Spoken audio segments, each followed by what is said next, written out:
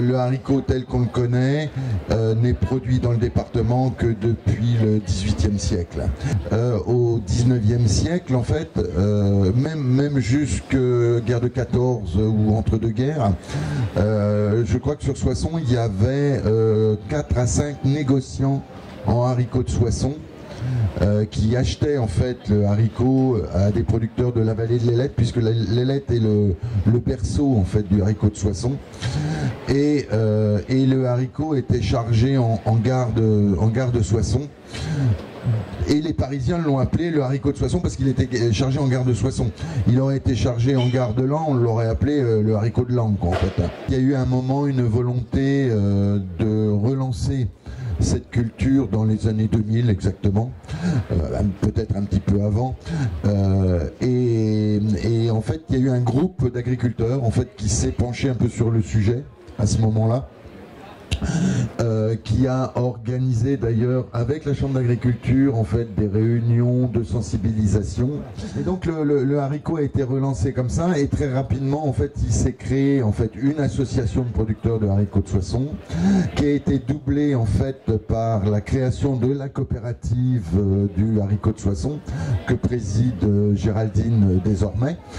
Donc voilà un petit peu, et globalement on est monté un petit peu en puissance et on se retrouve actuellement avec une bonne vingtaine de producteurs qui produisent sur, on peut dire, une douzaine d'hectares de haricots, et une production qui représente entre 25 et 30 tonnes de haricots par an. Dès 2003, en fait, les producteurs qui étaient là à l'époque, dont je ne faisais pas partie, ont eu la volonté en fait de cibler le produit vraiment haut de gamme. Voilà. Et très très rapidement, il y a eu cette volonté de le labelliser. Alors à l'époque, apparemment, on ne savait pas très bien si c'était du label rouge, si c'était une IGP, si c'était bon. Et donc, il y a eu des premières études. On a travaillé avec des cabinets locaux pour commencer à monter notre dossier, notre cahier des charges. On a eu des hauts et des bas, mais malgré tout, le cahier des charges qui avait été défini à cette époque-là, en fait, est resté quasiment le même. Et puis, en fait, ce qui a vraiment boosté notre dossier, c'est la fusion des régions, puisque on a eu accès à ce moment-là en fait à un organisme qui dépend du Conseil régional des Hauts-de-France, qui s'appelle le groupement qu'alimentaire, spécialisé dans les labels de qualité. Et c'est eux qui ont repris notre dossier, et à partir de ce moment-là, en fait, ça a été tout s'est accéléré et tout fonctionnait. Voilà. Donc jusqu'à obtenir notre fameux sésame là, donc le 2 juin dernier. Je dirais que c'est aussi la garantie d'un travail de qualité en fait des producteurs. Donc c'est une reconnaissance en fait du travail des producteurs, mine de rien.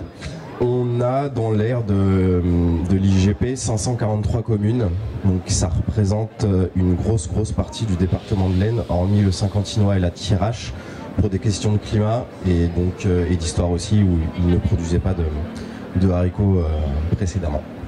Alors les caractéristiques du haricot de Soissons, il a la particularité d'être très gros, et on est assez content de dire que c'est le plus gros haricot de France. Après, il a une forme réniforme, il est de couleur blanc et ivoire, et il peut se décliner aussi sur toutes ses formes au niveau culinaire.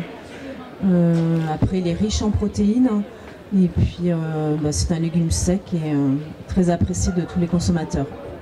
La culture est traditionnelle, on a énormément d'étapes manuelles. Là, on a la volonté de produire justement ce haricot parce qu'il a une histoire, et on est attaché à cette histoire-là. Alors, moi, ce qui m'a intéressé dans la production du haricot de Soissons, déjà, c'est de savoir que c'est une production qui se vend. Donc, quand on sait qu'il y a beaucoup plus de demandes que d'offres, c'est quand même assez rassurant de pouvoir partir sur cette filière. Ensuite, c'est une production locale. Donc, produire quelque chose du terroir, c'est assez important à mes yeux. Et puis, c'est également un produit, enfin, on peut vendre le produit directement aux consommateurs. Aujourd'hui, on est présent avec un stand pour faire la promotion du métier d'agriculteur. On sait qu'on aura un défi à relever dans les années futures dans le renouvellement des générations. On a plus d'un tiers de nos producteurs qui vont partir en retraite. Et donc, ça permet, le fait de faire la promotion du haricot de Soissons, c'est une culture qui fonctionne bien, qui n'a pas de difficulté de commercialisation, qui recherche des nouveaux producteurs, et ça permet de mettre le pied à de nouveaux producteurs, jeunes agriculteurs qui veulent s'installer, et d'aller chercher dans le défi des générations qu'on devra remplacer. Il y aura des personnes qui viendront d'un milieu extérieur à l'agriculture, qui vont peut-être trouver une passion d'abord culinaire, et puis demain se diront je veux devenir producteur de haricots de Soissons.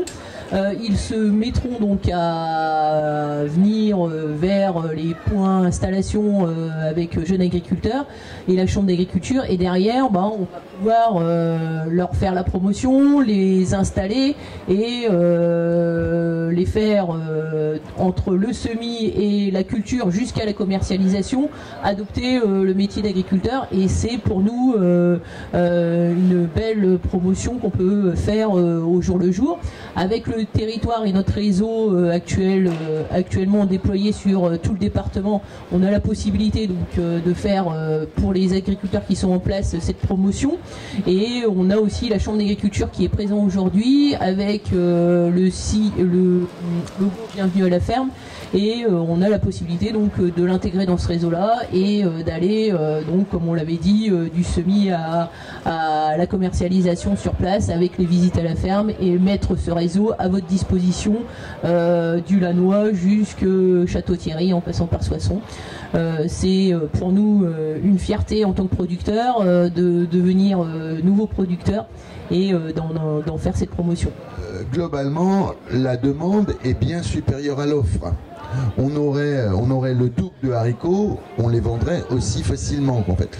Et il y a des marchés sur lesquels on ne veut pas aller parce qu'on estime ne pas avoir de quantité suffisante pour assumer ces marchés. On est en train de réfléchir à créer un atelier de réception commun, et puis peut-être un peu plus moderne, on va dire, pour faciliter le travail des producteurs, et puis augmenter la rentabilité, et puis attirer de nouveaux producteurs qu'on espère venir voir nombreux dans la filière. On est en train de regarder comment on réintroduit en fait des trieurs automatiques, comment on réintroduit des trieurs optiques et tout ce qui s'ensuit, de telle façon qu'on puisse complètement automatiser la chaîne de tri. Autre sujet d'avenir serait en fait de réintroduire une conserverie en fait sur le secteur de Soissons.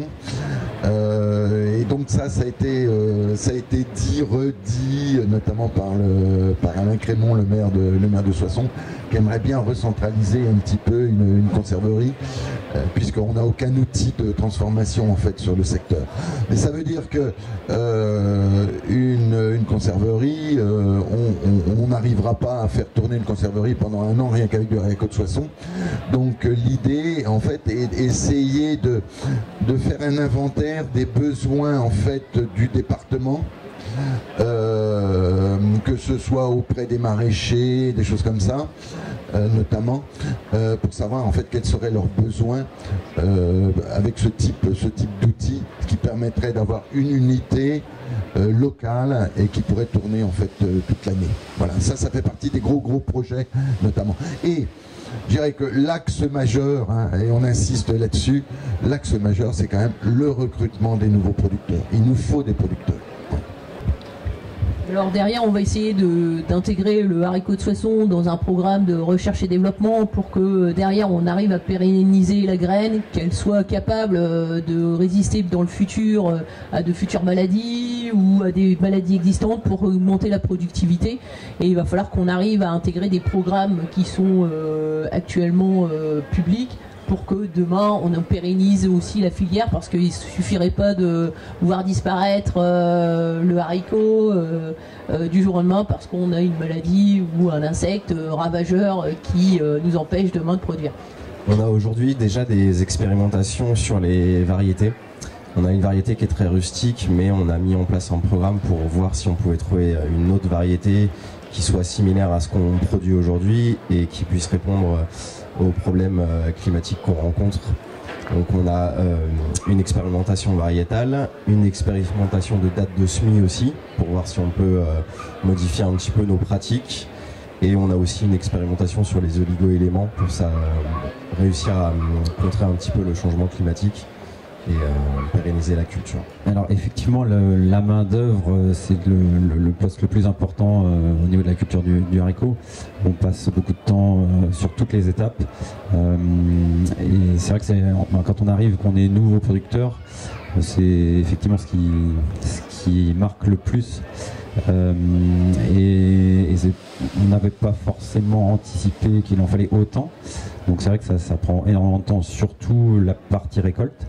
Et c'est vrai que je pense qu'il faut qu'on arrive à allier le côté traditionnel, ancestral de la culture avec la modernité. Pour moi, on peut très bien semer au GPS du haricot de façon, c'est pas incompatible. On peut essayer, alors de mon côté, je travaille moi avec un groupe, on va dire plutôt des jeunes producteurs, pour essayer de trouver des systèmes pour mécaniser la récolte, qui va être la partie où on passe le plus de temps. Donc on va tester des machines pour la prochaine récolte. Mais c'est vraiment le sujet, oui, main d'œuvre. Il faut qu'on arrive, alors que ce soit dans les champs, soit ensuite après au niveau de la réception, à moderniser un petit peu pour simplifier la tâche et diminuer le temps de travail. L'année dernière, on a fait aussi des essais au niveau du désherbage avec un robot, pour faciliter cette période qui est assez critique du désherbage, pour pouvoir espérer une bonne récolte. Donc c'est vrai qu'il y a pas mal de projets en cours. Et en fait vous avez tout le soutien parce que vous avez réuni l'innovation, les agriculteurs, les organismes et l'ensemble de la filière et du territoire pour trouver des solutions et être à même de proposer un produit de qualité qui est reconnu partout dans le monde. On se l'arrache, il paraît, en Corse, on se l'arrache aussi dans le sud-ouest, et je pense que les agriculteurs, quand ils sont en vacances et qu'ils voient le haricot de Soissons dans les étals, je pense qu'ils sont fiers d'appartenir au département de l'Aisne et d'être producteurs de haricots de Soissons. Bravo à vous, bravo à la filière, bravo à la coopérative, et puis à l'obtention de l'IGP cette année, qui va vous lancer dans une orbite où le haricot sera connu partout dans le monde. Bravo. Exactement, voilà.